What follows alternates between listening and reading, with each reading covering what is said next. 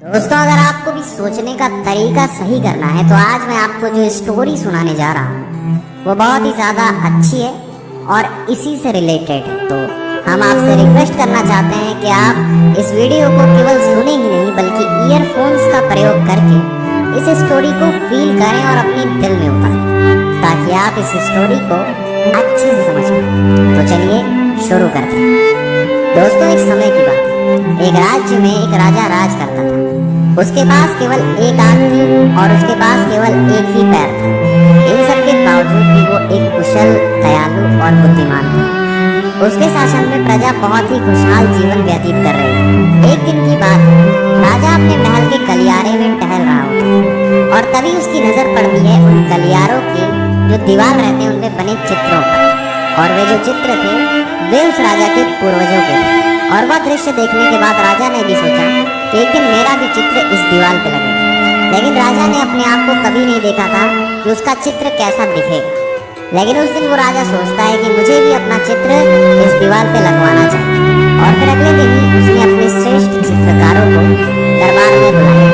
राजा उन चित्रकारों से कहता है कि मुझे अपनी तस्वीर बनवा के उस दीवार पे लगवानी है और जो भी मेरा सुंदर चित्र बना सकता है वह चित्रकार हमारे सामने आके खड़ा हो सकता है। चित्र जितना ही सुंदर बनेगा उसे उतना ही सुंदर इनाम दिया जाएगा। जितने भी चित्रकार थे सब अपने काम में बहुत ही कुशल थे, यानी कि बहुत ही परफेक्शन से काम करते थे। लेकिन राजा को देखने के बाद उनके मन में ये विचार आने लगा कि राजा की तो आँख ही नहीं है, राजा के पास तो पैर भी नहीं है, तो इसे हम सुंदर कैसे बना सकते हैं। और कहीं गलती से अगर चित्र सुंदर नहीं बना और राजा को पसंद नहीं आया तो हो सकता है कि राजा क्रोधित होकर हमें मौत की सजा दे सकता है या हमें जेल में डाल सकता है।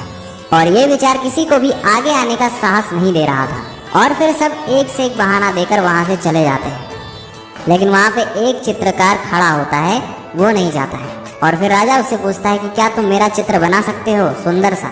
और फिर युवा चित्रकार ने हामी भर दी और फिर राजा भी तैयार हो जाता है उससे चित्र बनवाने के लिए। और फिर अगले दिन से ही वह चित्रकार राजा का चित्र बनाने में जुट जाता है। और उसके 2-3 दिन बाद ही राजा का चित्र बनके तैयार हो जाता है। सभी उपस्थित होते हैं राजमहल में, सबका अपना अपना ही उत्साह रहता है उस चित्र को देखने के लिए कि ऐसा कौन सा चित्रकार है किसमें इतना साहस आ गया है कि राजा का सुंदर तस्वीर बना दिया है उसने। और अगर राजा गुस्साया तो उसे क्या दंड देगा, ये देखने के लिए लोग मौजूद थे। और फिर जब उस चित्र को दिखाया गया सबके सामने तो सबका मुंह खुला का खुला ही रह गया, क्योंकि चित्र बहुत ही ज्यादा सुंदर बना हुआ था। क्योंकि उस चित्र में राजा घोड़े पे बैठा हुआ था जिसे सिर्फ एक साइड से दिखाया गया था, जिसमें राजा का पैर था। और उसके साथ साथ राजा एक आंख बंद कर कर निशाना लगा रहा था तीर धनुष से, जिससे उसके काने होने की कमजोरी भी छुप चुकी थी।